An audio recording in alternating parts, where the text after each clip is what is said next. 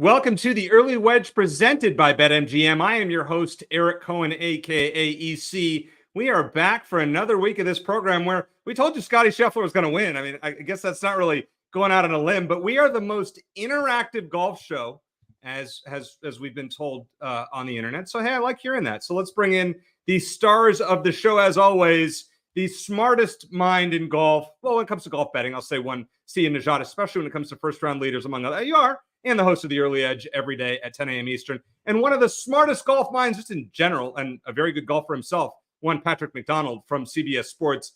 Gentlemen, Patrick, I'm going to start with you for this one. You told us last week your storyline, Scottie Scheffler is going to win, so take your victory lap.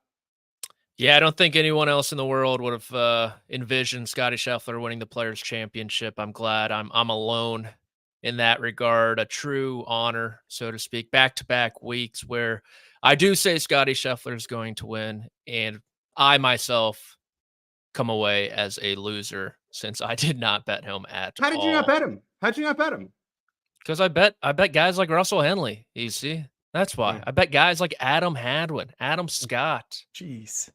I know. You know, we all have. Hey, listen. Why bet Scottie Scheffler when you can bet those guys? Well, because you can use the parlay theory. Here's what you do: you watch the early edge in the morning.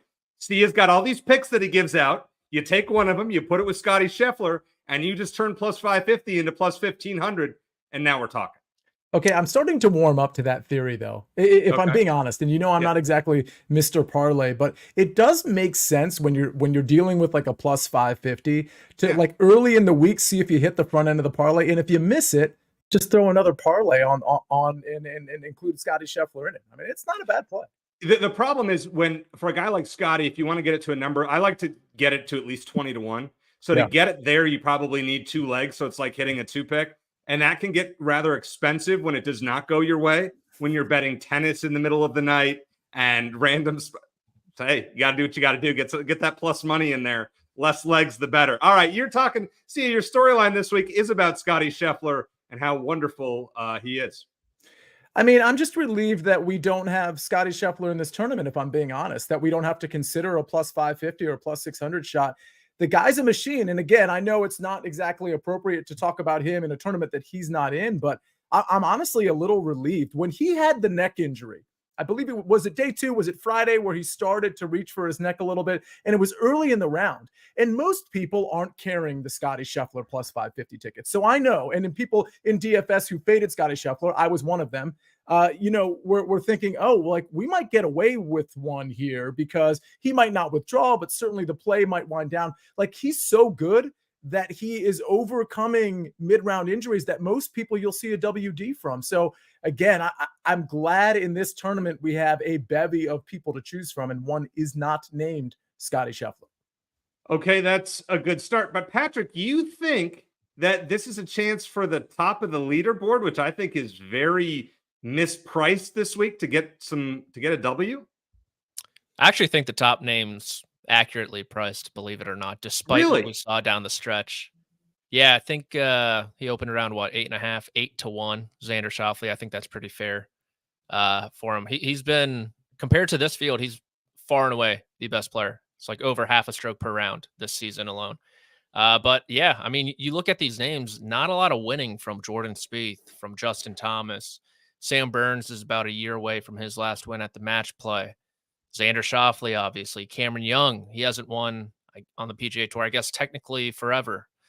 So it's a really good opportunity for these guys to get off the schneid, and especially before major season.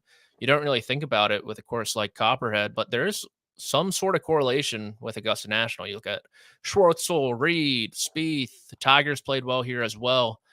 So a big week this week, including a win, I think could go a long way for guys and their chances at Augusta. All right, that's fair. I actually like that a lot. Sia, before I get to my storyline, Jeff has a good one. Can we get Sia's thoughts on John Rahm's Champions Dinner menu? Tapas to start was a good choice, no? Well, listen, I got to kick this to either you or Patrick McDonald, because I saw that like every golf Twitter account in the universe was tweeting about the menu, but I had March Madness brackets to think of and matchups and first round leaders to consider. I didn't distract myself with that. I just know it was an extremely hot topic. So one of you two can have the floor here. I eat like a 5-year-old. So Patrick, your turn. Yeah, no, I've been getting roasted a little bit for my take. I think it's a tremendous menu. Great menu. Don't get me wrong. A lot of delicacies on there. Very Spanish. Wanted to pay homage to his home country. Mm-hmm. But I just said tapas restaurants in particular, I'm kind of out on. I don't like. I'm out on tapas restaurants too. Is it all tapas? Small plates? No, to begin with.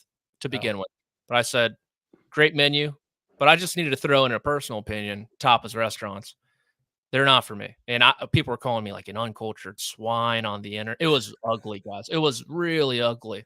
I had to go for a walk, clear my head. Thank God I'm still here. But tapas restaurant, John Rahm's menu, yes. I'm gonna make you feel better. I couldn't picture a tapa. I don't know what it is.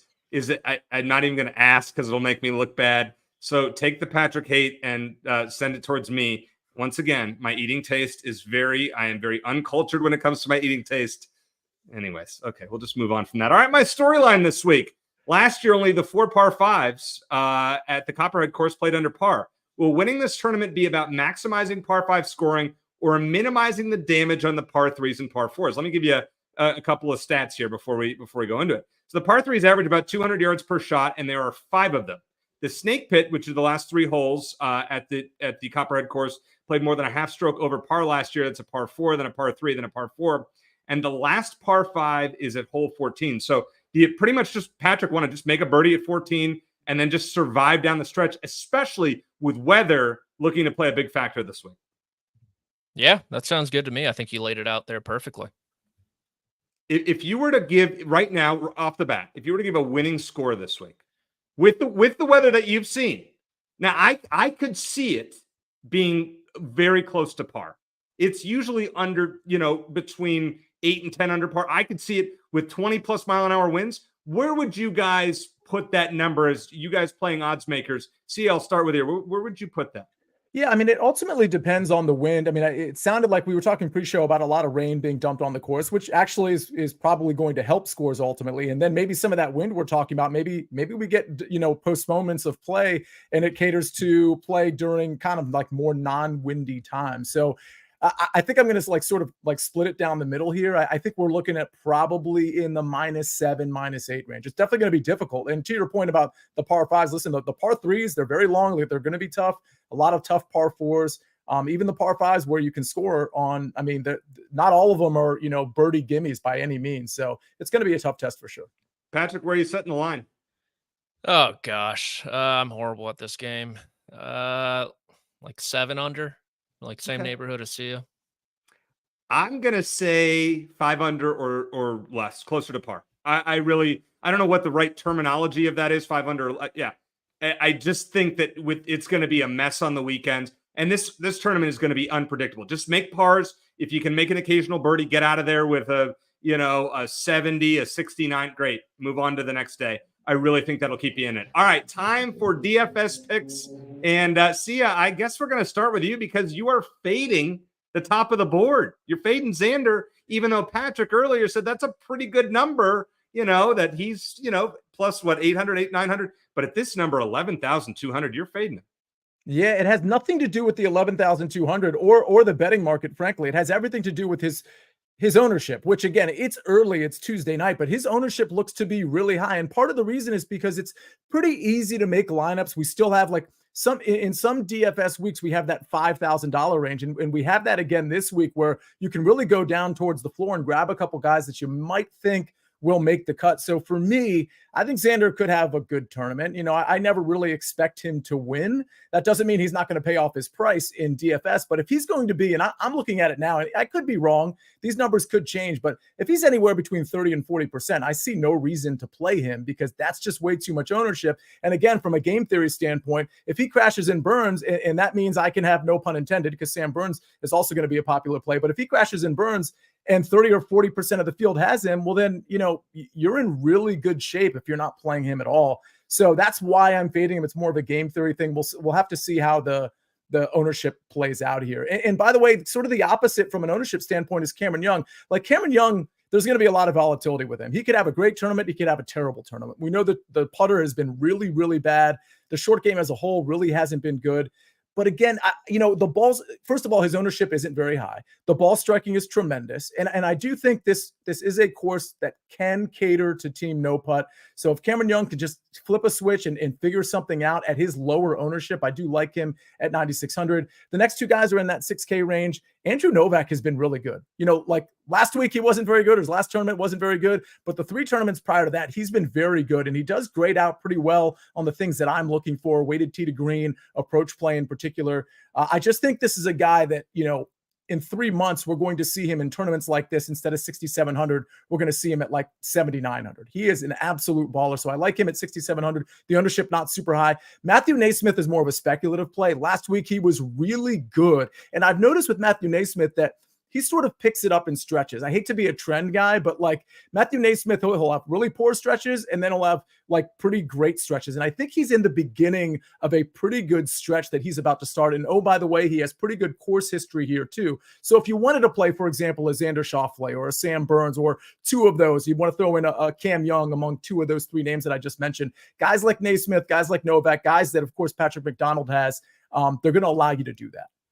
Yeah, I like Naismith this week a lot. So that's a good, just as a long shot. Now, Patrick, I cannot remember in doing this show for 8 weeks or more than that this year that we've seen anybody in the 5,000 range. You're going, this is bargain basement central. As Sia said, if you want to take Xander Schauffele, you can definitely afford him with your 3 picks. Yeah, like I said at the top, right? I didn't bet on Scotty Scheffler these past 2 weeks, so it's a lot of ramen in the McDonald household, unfortunately. So you got to save somewhere. And we're going to save with Zach Blair, 5,600. Easy. What if I told you this man gained 4 strokes on approach last week, has only missed 1 cut all season, and he finished T10 at this tournament a year ago? That is Zach Blair. So I love that play. Grayson Sigg, $6,300. I'm just going to go down with the ship. I know I rode with Hadwin and Scott last week. Ugly. But Sig's iron play is pretty good. He's made a couple cuts here in 2 tries. So I'm going to give him a go as well. I love Lee Hodges this week. I think there could be a little correlation to Twin Cities. He's doing everything great. He played well at the API, played well at the Genesis Invitational, gained throughout the bag last week at the Players. I think he's very close, and we know he does have that winning upside as well in a somewhat similar field. So I think Hodges at 66 is probably my favorite player of the week. And then Keith Mitchell, 8,900. I am fading. Like, I'm still going to play him. I'm just not going to play him a ton, probably. But I like a lot of other guys in that range, right? Bez. I like Bradley. I think this could be a buy low opportunity on Eric Cole as well. So just a lot of names around Mitchell that I find more attractive. So I'm just going to, bypass him a little bit. Hey, EC, one thing I want to say, because I was going to probably have Grayson Sigg on my list, and I saw right before the show, I changed it because I saw Patrick had Grayson Sigg. So I like that. I think the Lee Hodges play is pretty smart. If you want another like super speculative, low 6K play, this is very speculative. He'll have no ownership. Bryce Garnett was jumping out to me in a couple of different places. He's certainly going to keep it in the fairway. The game altogether has been a little bit better. We know he won, 2 weeks ago in Puerto Rico? I'm trying to remember which tournament it was, but Bryce, and he followed that up, by the way, because I had him in a matchup round 1. It was with Russell Henley. Thanks for nothing, Patrick. But the long story short is Garnett actually beat him by a stroke in round 1. So he responded really well off of his win. And I think he's an interesting play at 6,200. Well, we are searching the bargain basement. Hey, listen, all you got to make pars we talked about. I like it. And that Zach Blair stat, you sold me. By the way, I want to thank one of you. I actually maybe both of you last week. Whoever had Doug Gim.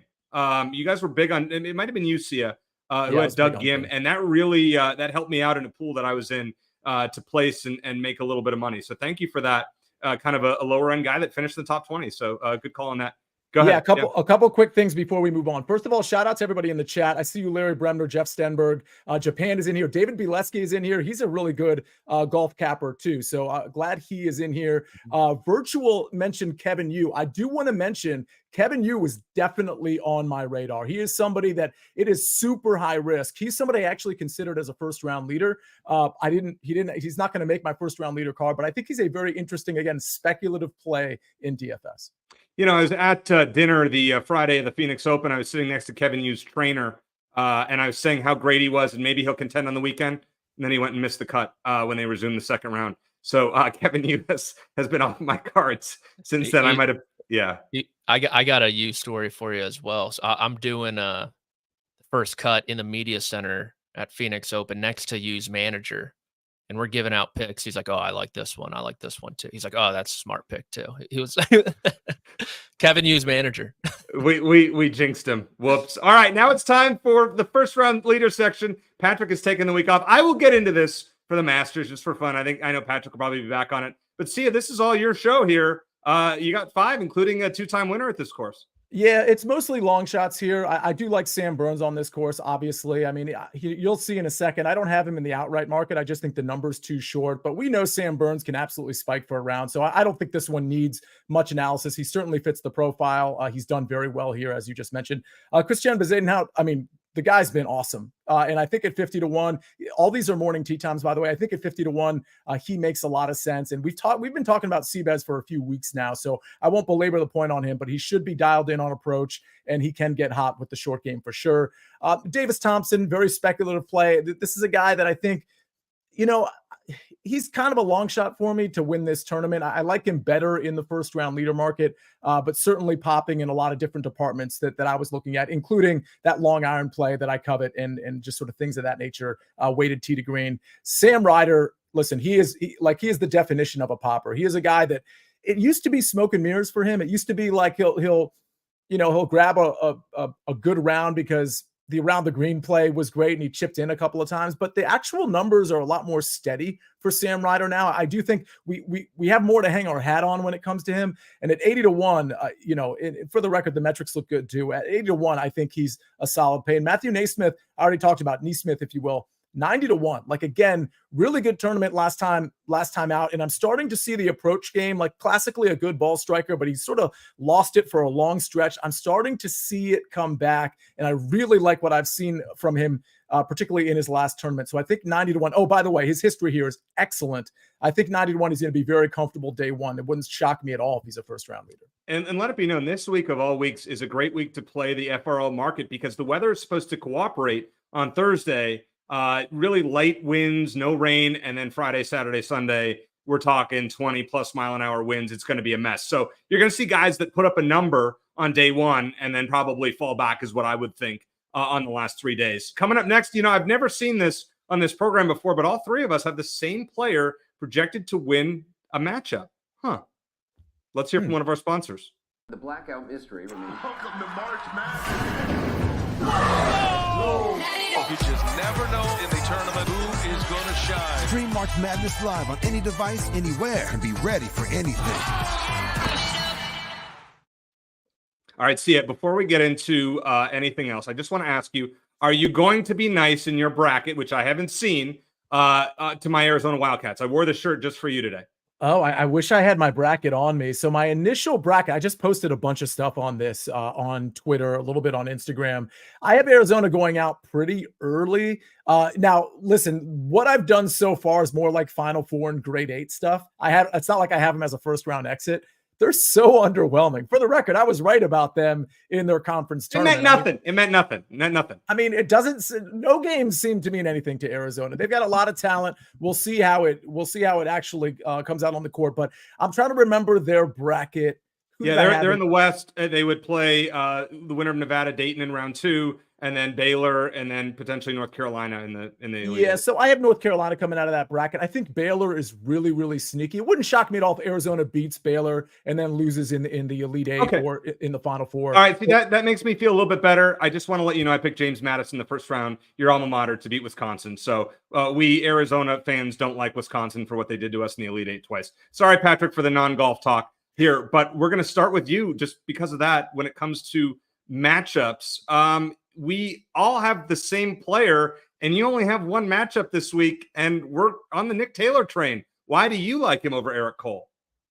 Yeah, last week, unfortunately, I lost a showdown to you. Ouch. Lost a showdown to someone else. I was like all in on Russell Henley last week, which, I mean, I'll always go to war with my guy, Russell Henley. So that you just take it on the chin, you move on to next week. You eat a little ramen. Nick Taylor minus 111, 111 over Eric Cole. I love Taylor this week. I really do. iron play has been terrific. He was in contention before a poor third round there at Sawgrass. The putter has been great as well. T10 in this tournament last year. Cole's been struggling kind of ever since the Florida swing, missed the cut at this tournament last year. So I think it's really just a good play on someone I'm really high on. All right, now your turn, Sia. Why do you like Nick Taylor over Adam Hadwin? Yeah, cosign what we just heard from Patrick McDonald. I mean, first of all, this is more of I like Nick Taylor. Obviously, he's in good form, and for all the reasons Patrick just said. But Adam Hadwin, not so much. Adam Hadwin, some good history here, but the form just isn't there for Adam Hadwin. And I think it's a really good opportunity. By the way, this one is over on DraftKings. I think it's a really good opportunity to take Nick Taylor in this spot. The next one, Lucas Glover, -105 over Hostler. Hostler's another guy that's not really in the best form, and I don't know that this is the best course fit. And for the record, his history here isn't very good either. So the fact that I don't think he's the best course fit seems to be sort of matching up with what his history has been, but also his recent history. I kind of expected him to start the season a little hotter than he did, and he just hasn't. Now, Lucas Glover isn't exactly a guy that inspires a ton of confidence, but his history here is pretty good. His weighted tee to green metrics are pretty good, and his ball striking is, quite frankly, very good most of the time. So this is an opportunity where obviously Lucas Glover is probably the lesser player than Beau Hossler from a talent standpoint, but from a course fit standpoint, and again, Glover's history is better than Beau Hossler's. I'll point that out. I just think the ball striking is there. As long as the putter is decent, and I know we always sort of say that, we always sort of fall on that sword, and sometimes it doesn't work out because Beau Hossler, a great putter. But I do think Lucas Glover will be able to be okay on these greens. And if that's the case, he should clear Beau Hossler over 4 rounds, or maybe just over 2 rounds.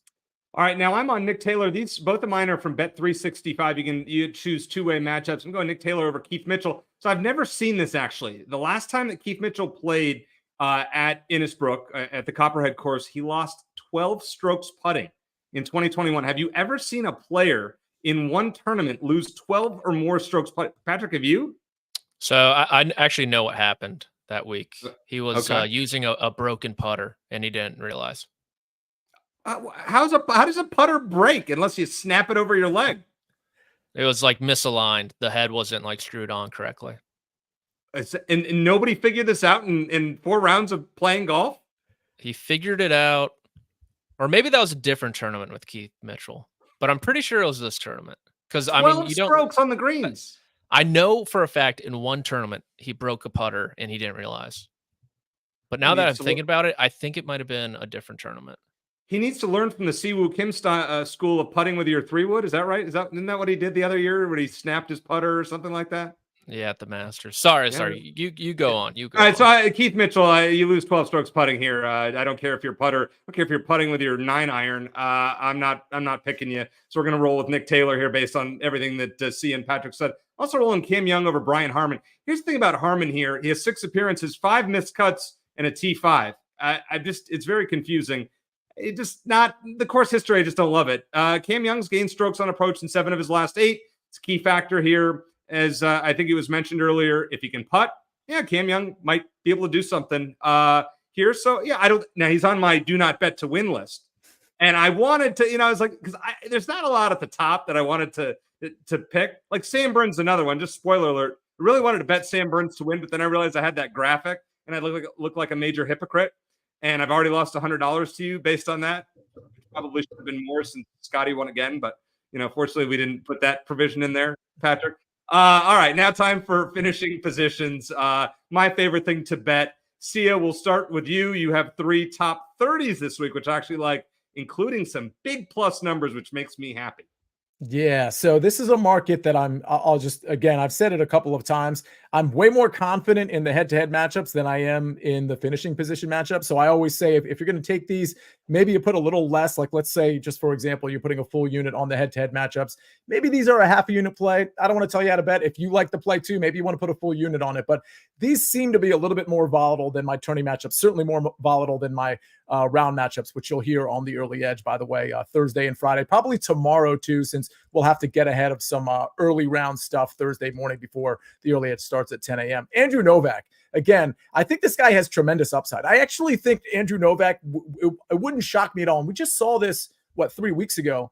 if he is in the conversation on Sunday in terms of down the stretch in the conversation. So I'm not suggesting that T30 is safe for a guy named Andrew Novak, but I do think he has tremendous upside. And I think he's really being overlooked by the betting market and I guess by the DFS market as well. I love his upside. And I think plus 220 is pretty great for T30, which I think he's going to fall inside of perhaps comfortably. Christian Bezuidenhout, anytime I can get a plus 110 for a guy that's playing this well and that really his game, I think, fits really well for this course. T30 at plus 110, really like that as well. We've already talked about him. And then we talked about Doug Ghim. Like, listen, I said it last week. If you put Doug, and these were almost the exact words, if you put Doug Ghim's strokes gain metrics, you take the name away, and you put it up against Xander Schauffele. And I was using Xander as an example, by the way. I'm not suggesting it's definitely a mirror image, but put it up against an elite golfer or someone we perceive to be an elite golfer. And you look at Doug Ghim's last 4 or 5 tournaments, and again, a small-ish sample size, it's going to look the same because not only is the ball striking great with Doug Ghim, which is never a true surprise when it comes to him because classically a good ball striker, but the around the green game and specifically the putter have really come around. I love that for Doug Ghim. I mean, I think he's really live to contend in any tournament outside of maybe a major. T30 at plus money again. Really, really like that play. Doug Ghim's live to win this tournament. T30 seems like a very appropriate finishing position. Yeah, I love these bets. Sia, I every week I can't help myself. I get carried away in this section. Maverick McNeely, top 20 plus 200. These are all at the BetMGM unless I specify here. And then they have top 20 markets there, BetMGM. They don't have top 30 and top 40. Those are DK. I have him, McNeely, top 30 at DK at plus 130. Gained 8 shots around the green last week. And this is the week where you just don't know with the wind and the scrambling. I'm all about that. So give me that Maverick McNeely angle. He was T36 here last year, and he wasn't in nearly as good a form as he is this year. And listen to this. I mean, the last few tournaments, T6 Scottsdale, T13 Mexico, T9 at the Players. Sounds good to me for a top 20, top 30. We get some plus money. Sounds good to me. Nick Taylor, top 30, plus 100 at DK. Sounds good to me as well, based on what we all talked about in the last section. Victor Perez really liked this week, top 40 at even money. He was T3 at Puerto Rico and T16 at the Cognizant the week before that. Finished 45th here last year and gained strokes against the field in all 4 rounds in Puerto Rico. Listen, he won in Abu Dhabi last year, so he knows how to contend. He will not be on the do not bet outright list anytime soon, so that's something. And then Matt Neesmith, as Sia has talked about, he was T26 at Sawgrass, 5 shots gained, ball striking, which is always impressive. And in two appearances here, albeit a couple years ago, T21 and T3, so not too shabby at all. Now, I recommend when you're placing these finishing position bets, you want to bet them at BetMGM because ties pay out in full, whereas at other sports books, not so much. So if you are not a BetMGM customer, well, guess what? This is probably the week to do it with March Madness and golf. So new BetMGM customers can sign up today and get up to $1,500 in bonus bets. Just place your first wager of at least $10 and you will receive bet loses with bonus code EDGE. That's bonus code EDGE, EDGE. Easy for me to say. All right, coming up next, it's our outrights. But first, let's hear from one of our sponsors. 2 big boys getting ready to play. Big being the operative word here. And here they come. So a few weeks ago, for those of you, if you might have missed the show, I made a bet with Patrick McDonald because I made this wonderful list of players that I would never bet outright. And it really aged well. I had Scotty Scheffler at anything under 10-1 on there, and that did not do so well. But Jake, if we can see that list, so a guy that I probably would have considered betting this week, Sam Burns. Another one, Cam Young, that I might have played. And another one, Tony Finau, who also makes sense this week. So, Patrick, if you didn't win with Scheffler, you might have had some shots this week. How do you feel about this list and those 3 players specifically? I don't know if we're talking about them here in this next segment. I think you're going to be okay this week. You think so? Even Sam Burns, who's won here twice? I think you're going to be okay this week. All right. Well, then if I'm going to be okay here this week, let's hear who you have as your outrights and why. Yeah, when I was looking at the board, there's a number that kind of popped off the screen where I was placing my wagers. It's a place that makes books, so to speak. Justin Thomas, I caught an 18 on Monday night, but I like anything, honestly, like 14 or higher, I'll get involved with. I think last week was kind of smoke and mirrors, the miscut. I'm not buying into it. Iron play was terrific.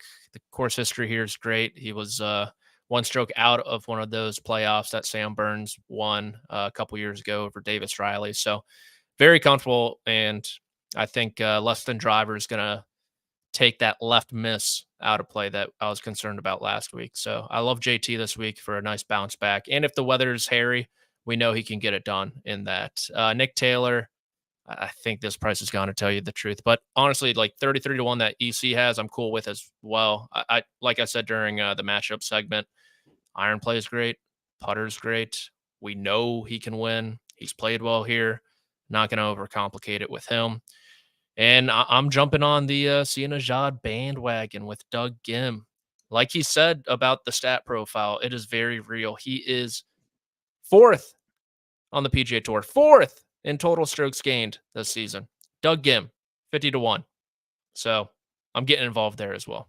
Man, look at the synergy this week. We talked about it in the matchups, and now, Sia, you and I both with Justin Thomas. Why do you like JT as well this week?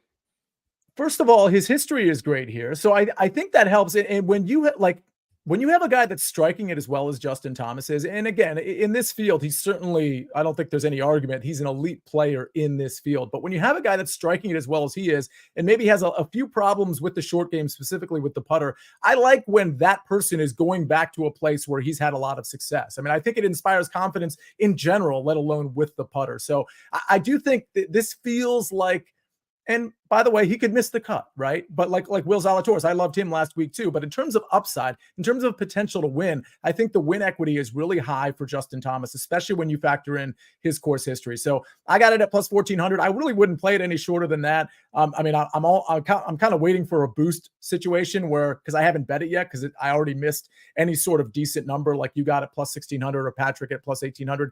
But I'm willing to play it at plus 1,400. So I like Justin Thomas. Cameron Young. What's so interesting about Cameron Young, EC, is because I know you have him in the matchup, and I know Moshe was like, "Hey, you want to do a showdown?" And you're like, "No, that's like I'm good this week." What's so interesting about that matchup is that, like, I kind of agree with Moshe in a sense that, like, Harman in a matchup is sort of the more steady guy. He's the guy that maybe I would lean on in a matchup, but he's not necessarily, even though he almost won last week, he's not necessarily the guy I would lean on in an outright. And by the way, I could be wrong about that analysis. Cameron Young could beat him by 10 strokes. But my point is, Cameron Young could crash and burn, or he could absolutely win this tournament. He's got to find the putter. It's got to click early. I do think this is a tournament where Team No Putt could potentially contend. And his approach game, I mean, it is really unbelievable. When you compare it to everybody else in this field, Cameron Young is an absolute baller. So I think 25, it was between him and Tony Finau, by the way, at this plus 2,500 number. And the reason I almost considered Finau is because Finau actually has picked it up a little bit with the putter, only over a couple of tournaments, but still he's picked it up a little bit and he's showing signs that maybe he's fixed something. And Patrick, I know you've spoken to that, or I think at least a couple people on the first cut spoke to maybe some switches with his putter in terms of his mechanics. Christian Bezuidenhout, we've talked about him, 45 to 1, I think is a great number. At the API, his approach game was really bad. He just had a bad tournament from an approach standpoint. Other than that, this guy has been an absolute killer on approach. He loses strokes off the tee, but that's usually because of length, not necessarily because of accuracy. That shouldn't be a problem here. This is more of a positional course. So I like Seabez at 45 to 1, and then Doug Gim. We don't have to talk any more than we already have about Doug Gim. He is outfitted to win. This field might be a little too talented for him, but I do think he can contend, and 50 to 1 is a great number. Yeah, see, I just want to chime in on something here about betting and outright. There is a sports book, Bet365, that does give a 30% bonus right off the bat, a profit boost every week, especially when it comes to outright. So you can get that Justin Thomas number with that boost at a little bit more than plus 1,800, which is what Patrick did. So that's a way to look at JT, a little bit better if you want to go that way. I'm going JT at plus 1,600 here. Listen, he's gained multiple shots with his irons in 8 of his last 9 dating back to the fall. It's 4 top 12s in 6 2024 tournaments. In 6 trips here, 5 top 20s, including a T3 in 2022 and a T10 last year. And the ball striking has been absolutely phenomenal here. So going to roll with that. Talked about Nick Taylor, plus 3,300. I like Patrick's number a lot better than mine. You should have bet it early. I should have bet it early. Whoops. Maverick McNeely. There are some good numbers out there. You want a little, not quite a long shot, but this is a guy that has played really well, as I talked about, and you're getting him at 60 to 1. Yeah, but I'd probably take a little sprinkle on that one. Doesn't bother me. All right, now it is time for the long shots category. I actually have a golfer that I'm going to throw in there later on. I've already referenced him, but Patrick, we'll start with you. What is your long shot this week? Oh, wait. I recognize this name. Nobody's talked about him. That's true. Why is he familiar here? Yeah, I'm going with the defending champion, Taylor Moore, 80-1. Hasn't missed a cut this year. He's kind of just like hovering. He talked about it in his media session today. Really like where his game's at. He just hasn't been able to put all 4 rounds together, he feels like. And we've seen at the Valspar Championship, I mean, it's sticky. Paul Casey back-to-back. Sam Burns back-to-back. I don't see why Taylor Moore can't as well. And 80-1 is a price I felt like I had to get involved with. Yeah, that's great value. So I can't believe that we've gone, the whole show and just haven't talked about the defending champ. As you said, at a place where it is not impossible to defend. Listen, this isn't the Players where Scotty was the first player ever in 50 years to go back-to-back. This happens, fairly, somewhat regularly here at the Valspar. So good value with Taylor Moore. Now, Sia put me to shame. I was pretty proud of myself for putting a plus 9,000 on the board. And then Sia goes out and puts some, 5 digits here on the screen. So tell us why you like both these guys. For the record, I like Victor Perez. Okay. He's a guy that actually targeted a couple of weeks ago in some round matchups. I think he has plenty of potential. So I like that play at 90-1. I'll start with Davis Thompson at 110-1. He profiles well. First of all, the long iron play is there for Davis Thompson, but more importantly, just from a profile standpoint, I do want to see guys that are really good on approach, obviously, and pretty good with the short game, specifically guys who can get hot with the putter. And Davis Thompson really checks those boxes. Now, his finishing positions don't really speak to me. In fact, it's really Andrew Novak that is the guy that probably should be at the 110 and maybe Davis Thompson at the 120. But I do think Davis Thompson has the talent to maybe push the envelope for an outright. But again, it's Andrew Novak is my guy here. I obviously have him in the T30 market at plus 220. I have him in DFS. I just don't think the market is recognizing what he's doing. Now, he missed the cut at the Players, didn't play terribly. He was pretty bad off the tee. He lost a stroke with the putter. But prior to that, and this is a guy who does lose off the tee, but if he can keep it in the fairway, good news. He's awesome on approach, and the short game is very good. Prior to the Players, he finished 3 top 10s in a row. And that includes the Phoenix Open, the Cognizant Classic, and whichever tournament I'm forgetting. This guy is really closing strong. And that's exactly what you want to see when you're talking about a long shot. I think this guy should probably be 80-1, maybe 75-1. We're getting it at 120. Absolutely love it. Yeah, listen, I love seeing big numbers on this slate here. Victor Perez, for me, I talked about him earlier. You like him, Sia. 90-1. I mean, he has winning experience around the world. Take a shot here in a field that I don't absolutely love. I like Sam Burns. I just can't put him on top. He's on the graphic until further notice. He will not be on my outright card. But for top 10, parlay with JT, who we all like, plus 650, ties included. Get this one at DK in the parlay section. Yeah, I'm good with that. This next one, Jordan Spieth, Minwoo Lee, and Nick Taylor, plus 1,300. Can find this one also at DK. So Spieth finished T3 here last year. I mean, it's always a roller coaster when you bet on Jordan Spieth. So here's what it is. Not really much more. He can pop. Patrick, you know this. Spieth can pop or he can flop. It's just the way it is with him. Yeah. Minwoo Lee, last week I liked him a lot, and he barely finished in the top 70, so that wasn't great. But no course experience here, but the talent is there. And, he played well at the Cognizant, finished T2 over there. So no reason he can't do it. And Nick Taylor, who we have raved about on this program. All right, guys. Hey, real quick. Yeah, go ahead. Yeah. Because Japan mentioned Lucas Glover at plus 6,000. I do want to mention him in 2 regards. One is I almost had him on my outright card. The only reason I didn't is because I just don't see him as a winner of the tournament. I don't see him being able to close on Sunday. But this is a guy, and by the way, the only reason I didn't have him as a DFS play is he's starting to get a little bit popular in DFS, and I just wanted to take maybe some lower-owned pivot-ish type guys. With that said, Lucas Glover, believe it or not, checks, other than, a guy who's like winning a lot, he checks every box. Weighted tee to green, weighted approach in terms of recent weighted approach play. He's there. Ball striking, keeping it in the fairway. He checks that box. Long iron play, 175 to 200, 200 plus. Like, he checks those boxes. I'm not saying he's number one in the field in all of those things, but he's checking those boxes in terms of being good enough to look at as an outright or as a DFS play. So Lucas Glover, I think, is a pretty good look in really any type of market that you want to play in. All right. Well, Jake suggested a new topic. So here we go. In our last segment, it's called Pop or Flop. Sia, you think that's Arizona in the tournament. That's fair. Patrick, one golfer that you have not mentioned who can go big. We're going top 10 ceiling and missed cut floor. Pop or flop? Who do you got? Like the entire top of the board, pretty much. Okay. Jordan Spieth, yes. Tony Finau, yes. Cameron Young, yes. Justin Thomas, yes. So all those guys. Xander is pretty consistent. Xander will be fine. Yeah. But outside of that, okay. Sia, who is your pop or flop this week at the Valspar?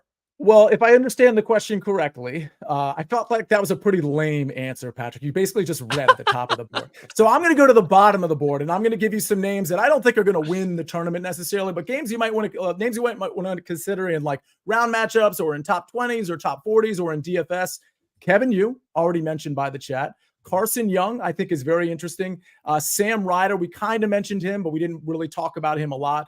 And Grayson Sigg, I know he was mentioned with Patrick's DFS plays, but those are guys that I think can pop at this tournament, particularly in this field. Well, it is always entertaining to do the show with you guys. An absolute blast. And by the way, there are columns on sportsline.com. And this is of any week to join SportsLine. If you are not a SportsLine member, you're missing out. Brackets galore, bracket advice. Sia's got columns. Patrick has columns. I have columns. Well, I have one. You guys have Masters column. You're already looking weeks in advance. I can't even figure out what I'm going to eat for dinner tomorrow, and you guys are predicting who's going to win the Masters. I mean, Patrick, do you feel any better about your picks than you did last week? That's a good question. No. See, how about you? Do you feel better about your picks? Well, the reason being, like, Scotty Scheffler might just win by 4. Yeah. I think there are some good numbers out there still. I mean, obviously, they're not good numbers on Scotty Scheffler. So I took Will Zalatoris before his number was kind of cut in half a few weeks back. I think I got it at 35 to 1 or maybe 30. I'll have to check that one. I think it's in that 22 to 1 range. I took Harris English at 250 to 1, but in my SportsLine article, I talk about 2 outrights that I like, that I think the number is fair. And I'll just let the SportsLine subscribers take a look at that. But we'll have a ton of we've still got this tournament plus 2 other tournaments before we even get to the Masters, April 11th, I believe. But we're going to have a ton of Masters content, obviously the early wedge as well. There was one other thing I wanted to say. Oh, I remember, EC. Yeah. What is the 5-year-old dinner? Are we talking like TV dinners? Like what are we talking here? All right. So if I were to cuisine. Yeah, no, I'll tell you what my Masters dinner would be. We'd have chicken fingers, we'd have mozzarella sticks, Caesar salad, and then the dessert menu would be extensive. We would have brownies, we would have ice cream, maybe some chocolate chip cookies, apple pie, which I like. I mean, we would go big on that. You got to have a little bit of food and then more dessert. That's kind of the way that I look at it. Unfortunately, I will never be winning the Masters, so I will never get that opportunity to choose such a menu. But you can all imagine, and everybody would be happy because there would be something for everyone in attendance. I think that's fair to say, right? Guys, thank you as always. A lot of a great show as we do every week. A lot of fun. The most interactive golf show in the universe. So I hear. Thanks to producer Jake, who does an excellent job every week. Make sure to watch us next Tuesday. We got the mini Texas Swing 2 tournaments in Texas before the Masters. So as I always like to say, let's hit it big. Good luck.